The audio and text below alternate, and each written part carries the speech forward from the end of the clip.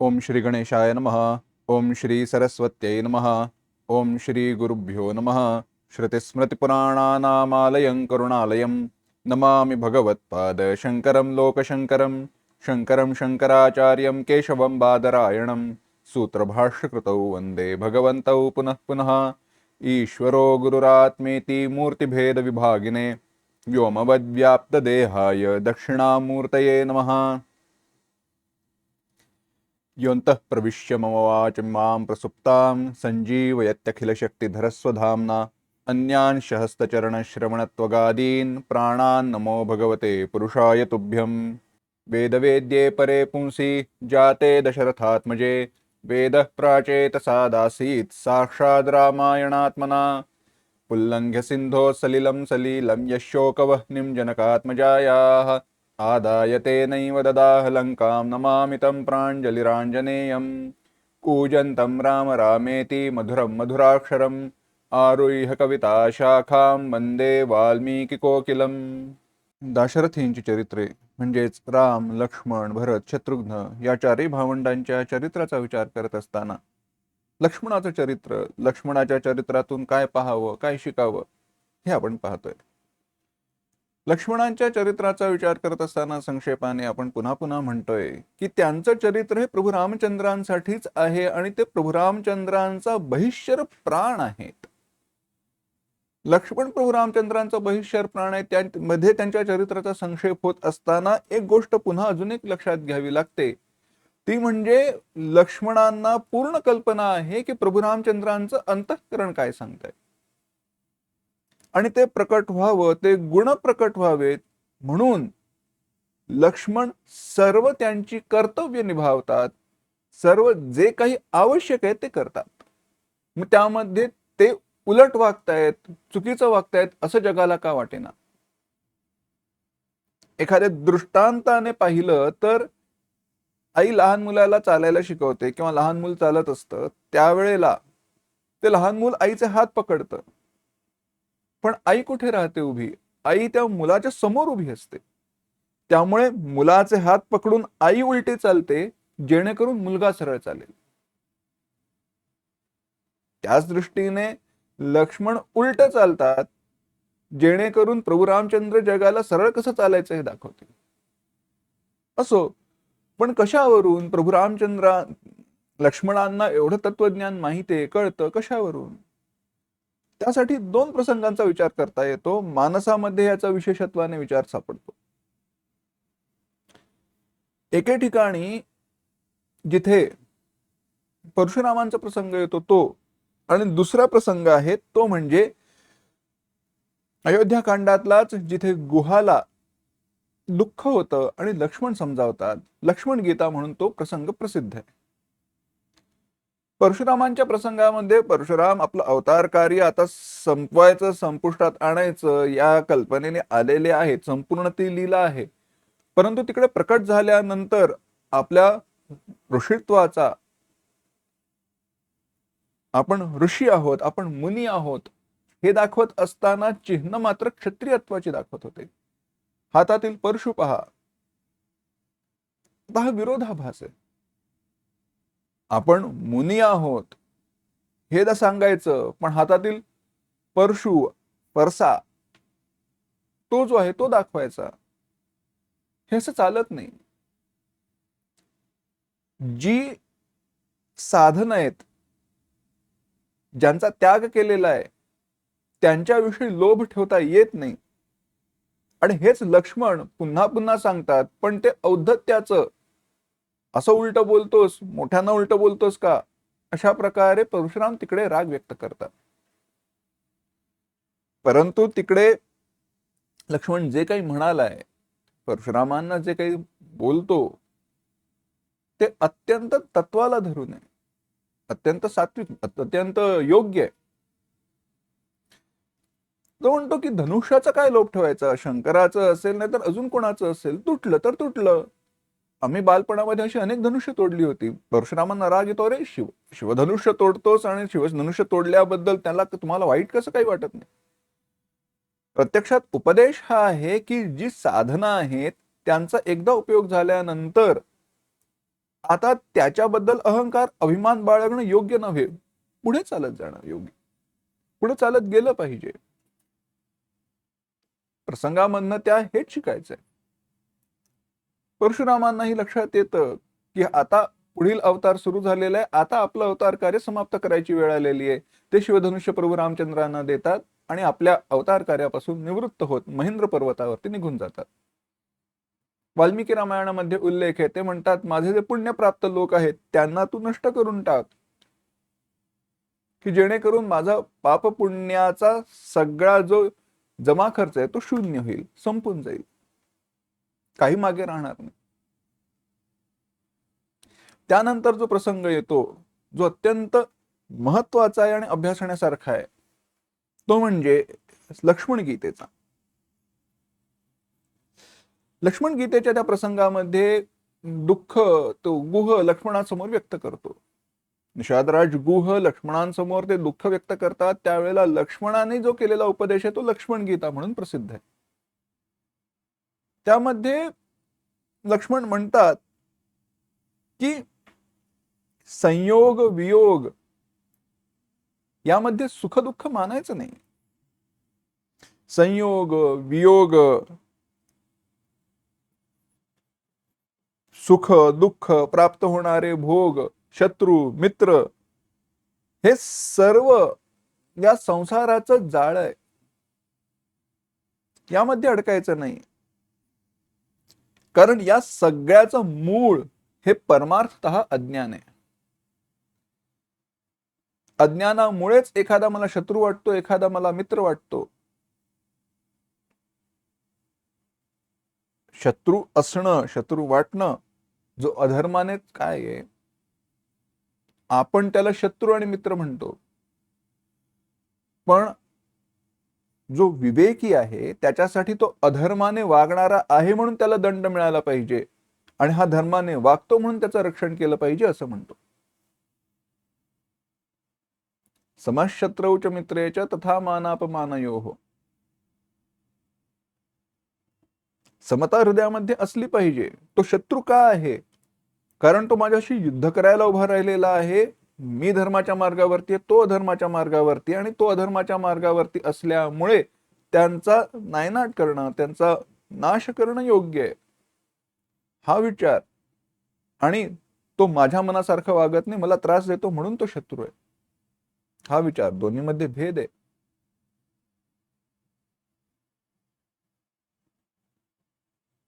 तो मला त्रास देतोय आणि ते अधर्माने देतोय, विचार स्वतंत्र आहे. असो, त्याचा आता विस्तार नको.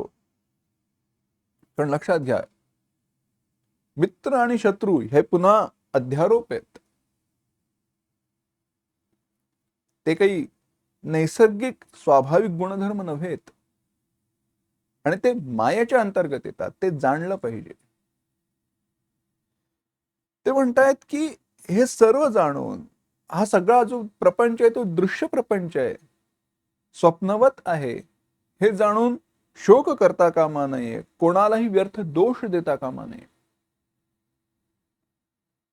दुःख करून चालणार नाही, क्रोध करून चालणार नाही. त्यांच्याकडून जे झालं ते त्यांच्या वासना प्रारब्धानुसार ते वागले, तसं घडलं. आपलं तसं प्रारब्ध होतं म्हणून ते प्राप्त झालं. एवढा विचार करून त्याबद्दल शोक करायचा नाही, सुख मानायचं नाही की दुःख मानायचं नाही, पुढे चालायचं. प्रभू रामचंद्रांनी नंतर भरताला जो उपदेश केलेला आहे तो हाच आहे. यथा काष्ठंच काष्ठंच समेयाता महोदधौ समेत्यच व्यपेयाताम तद्वद्भूत समागमः. प्रभू रामचंद्र भरताला उपदेश करताना म्हणतात की एखाद्या मोठ्या अथांग सागरामध्ये दोन लाकडाचे ओंडके एकत्र येतात, एकमेकांना भेटतात, चिकटतात, टक्कर देतात, आणि त्यानंतर पुन्हा दूर जातात. हे शब्द गीत रामायणात आले. दोन ओंडक्यांची होते सागरात भेट, एक लाट तोडी दोघा पुन्हा नाही भेट. समेत्यच व्यपेयाताम. एकदा एकत्र आल्यानंतर पुन्हा त्यांचा वियोग होतो. तद्वद्भूत समागमः. तसाच लोकांचा येणारा संयोग आहे. त्यामुळे आपला संयोग वियोग झाला काय, वडील गेले काय, त्याबद्दल दुःख करण्यामध्ये तात्पर्य नाही. लक्ष्मण गुहाला सांगतायत प्राप्त झालाय, मग आता त्याबद्दल दुःख करण्यात काही तात्पर्य नाही. जसं आपण स्वप्न पाहतो त्याचप्रमाणे हे स्वप्न आहे हे जाणायचं. विवेक निर्माण झाला की मोहरूपी भ्रमाचा नाश होतो. तो विवेक जागृत केला पाहिजे आणि त्या विवेकाचा परिणाम काय, प्रभू रामचंद्रांच्या चरणांच्या ठिकाणी आपलं प्रेम, आपली रती निर्माण झाली पाहिजे. आणि हाच सर्वश्रेष्ठ पुरुषार्थ आहे. या उपदेशानुसारच लक्ष्मणांनी आपलं चरित्र व्यक्त केलंय. प्रभू रामचंद्रांच्या चरणाच्या ठिकाणी प्रेम व्यक्त केलं पाहिजे, बस, बाकी दुसरं काही नाही. दुसरा एक लक्ष्मणांचा गुणधर्म असा आहे की त्यांना कधी वाईट वाटत नाही. कशा दृष्टीने ते सांगतो. हनुमंतांचं कौतुक केलं गेलं किंवा लक्ष्मणांसमोर कौतुक केलं गेलं हनुमंतांचं. पहिल्यांदा हनुमंत आणि प्रभू रामचंद्र आणि लक्ष्मण यांची भेट झाली. राम लक्ष्मण त्या ऋषमुख पर्वताच्या ठिकाणी गेले आणि मग तिकडे हनुमंत आले खालती भेटायला, तपासायला कोण आहेत म्हणून. संवाद झाला. तो संवाद झाल्यानंतर हनुमंतांनी जी ओळख सांगितली, ज्या प्रकारे ते बोलले, भाषण केलं, त्यावरती लक्ष्मणाला प्रभू रामचंद्र म्हणतायत, बघ बघ हा किती चांगला बोलतो, किती सुंदर बोलतो. ज्याने चारही वेदांचं, सर्व वेदांचं, सर्व शास्त्रांचं अध्ययन केलं आहे, तोच एवढा सुंदर बोलू शकतो, दुसरा कोणीही नाही. कसं बोलावं आणि दुसऱ्याचं मन कसं जिंकावं हे याच्याकडून शिकावं. असं एखाद्याने कौतुक केलं तर वाटेल की ते मलाच टोचून बोलतायत की काय, असं बोलायला शिक, कळत नाही कसं बोलायचं. पण तसं काही वाटत नाही लक्ष्मणांना. प्रभू रामचंद्र काहीही बोलू देत, कसंही म्हणू देत, लक्ष्मणांना त्याचं वाईट वाटत नाही. लक्ष्मणांना त्याचं दुःख होत नाही. का? कारण सर्वस्व प्रभू रामचंद्रांच्या ठिकाणी अर्पण केलेलं आहे. आणि यामुळेच प्रभू रामचंद्रांचं लक्ष्मणावरती अपार प्रेम आहे. लक्ष्मणांचा हा गुणधर्म शिकण्यासारखा आहे की भगवंतांनी प्रेम किती करावं. भक्त म्हणून माझ्यावरती भगवंतांचं प्रेम किती असावं, जसं लक्ष्मणावरती आहे तसं. म्हणजे किती, म्हणजे कसं, काही नाही. प्रभू रामचंद्रांनी जो शोक व्यक्त केलाय, लक्ष्मण मूर्छित झाले. पण वाटलं आता मेले, गेले हा देह सोडून, परलोकी गेले. समोर मूर्छेची लक्षणं आहेत, पण एकदा मनात आलं की नाही, हा देह सोडून गेला, प्रभू रामचंद्रांना दुःख आवरलं नाही. लक्ष्मणाला म्हणतायत, लक्ष्मणा तू माझ्या आधी देह सोडून कसा गेलास. आतापर्यंत सर्व प्रसंगांमध्ये मला पुढे केलंस. राक्षसांचा वध करायचा असेल, रक्षण करायला होतास, पण यश मला मिळावं म्हणून तू मला पुढे केलंस. वनवासामध्ये तू मला पुढे केलंस. सर्व प्रसंगांमध्ये तू मला मोठा भाऊ म्हणून मान दिलास, माझ्या मागे मागे राहिलास. पण या प्रसंगात मला सोडून पुढे कसा गेलास रे. अरे मी कोणत्या तोंडाने परत अयोध्येमध्ये जाऊ आणि माता सुमित्रेला सांगू की मी तुझं रक्षण करू शकलो नाही. उर्मिलेला काय सांगू, मी वचन दिलं होतं की मी तुझं रक्षण करेन, तुला सुरक्षित परत घेऊन येईन. पण आता ते होणार नसेल तर अयोध्येला परत जाण्यामध्ये तरी काय तात्पर्य काय. जे राज्य उपभोगावं, ज्यांच्यासाठी भोगावं, तोच माझ्या बरोबर नसेल, त्या माझ्या भावांपैकी तू माझ्या बरोबर नसशील, तर त्या राज्याचा तरी काय लोभ. सीता मातेला प्राप्त करून काय मिळवणार आहे मी पुढे आता. माता सीता मिळेलही, पण मग ती तरी काय म्हणेल, माझा लक्ष्मण कुठे आहे तिने विचारलं तर मी काय उत्तर देऊ. प्रभू रामचंद्रांना शोक आवरला नाही. आणि असा शोक प्रभू रामचंद्रांनी अन्यत्र कुठेही व्यक्त केलेला नाही. हेच प्रभू रामचंद्रांचं लक्ष्मणावरचं प्रेम आहे. लक्ष्मण निस्वार्थ आहेत, सर्वच भाऊ निस्वार्थ आहेत, पण लक्ष्मण स्वार्थी आहेत असं म्हणायला कुठेही जागा नाहीये.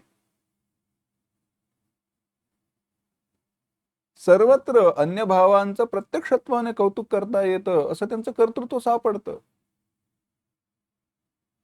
लक्ष्मण तशी कोणतीही अपेक्षा ठेवत नाही. राम काज करिबेको आतुर, हनुमंतांसाठी जे म्हटलं तेच लक्ष्मणांसाठी म्हणता येतं.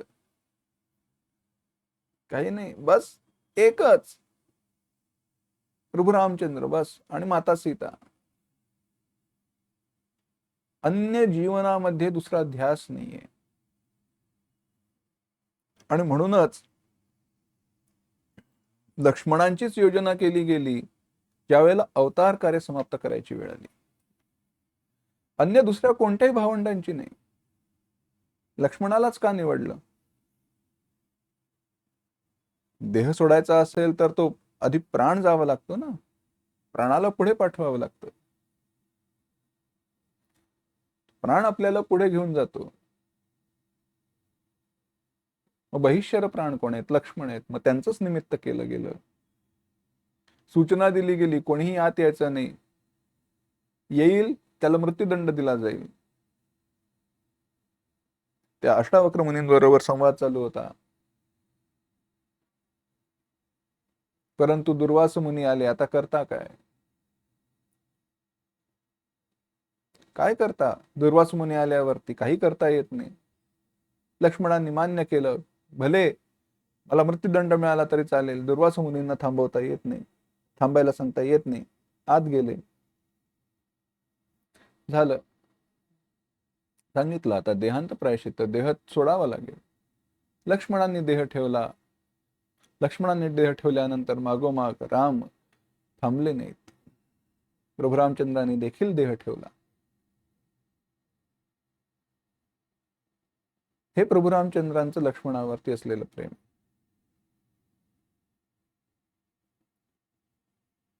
काय अनेक छोट्या छोट्या अनेक प्रसंगांचा लक्ष्मणाच्या चरित्रातील विचार करता येतो, पण किती पाहावं, किती पाहावं. प्रत्येक ठिकाणी, कारण प्रत्येक प्रसंगामधनं लक्ष्मणांनी जे काही दाखवलंय ते एकच आहे. रामदादा महत्वाचा. कर्तव्याला चुकता कामा नये, पुरुषार्थाला चुकता कामा नये, बलाचा विसर किंवा शौर्याला चुकता कामा नये. बलाचा विसर म्हणण्यापेक्षा शौर्याला चुकता कामा नये. शौर्याला चुकायचं नाही, सावधानतेला चुकायचं नाही. समोरचा माझा मित्रच आहे म्हणून शस्त्र खाली ठेवून भेटायला जायचं नाही, शस्त्र तयार ठेवायचं.